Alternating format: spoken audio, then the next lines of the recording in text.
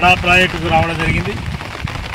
ఇంతకుముందు కూడా 3 సంవత్సరాల క్రితం కూడా అడా ప్రాజెక్టు సందర్శించినప్పుడు మొత్తం క్రాకులు వచ్చి కుంగిపోవడం జరిగింది.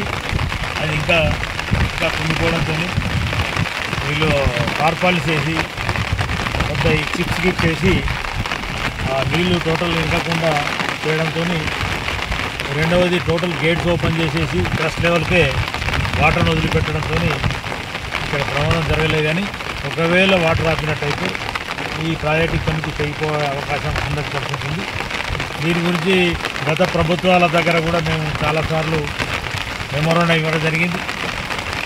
ఒకసారి CM personal secretary Smita Sabharwal కూడా వచ్చి సంబంధిత ఈఎన్సీ కాంట్రాక్టరు వాళ్ళందరితో కూర్చొని మేము కూడా ఆ రోజు కలెక్టర్ గారి దగ్గర మేమందరం కూర్చొని డిస్కస్ చేసినప్పుడు ఆమె కూడా మంచిగా రివ్యూ మీటింగ్ తీసుకొని చేద్దామని ఒక ఆలోచనతో మాట్లాడింది. కానీ దానికి ఫండ్స్ ఇవ్వలేక ఈ ప్రాజెక్టు ఇట్లనే వదిలిపెట్టింది.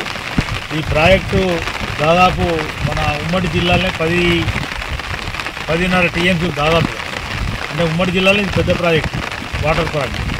కాకపోతే ఈ ప్రాజెక్టు వచ్చిన దగ్గర నుంచి కూడా ఒక్క బొట్టు కూడా నీళ్ళు వదిలిపెట్టలేదు. ఇది ఎంతో కష్టపడి మేము అప్పుడు ఈ ప్రాజెక్ట్ని కావద్దనుకున్నప్పుడు మేము చంద్రబాబు నాయుడు గారితో చేసి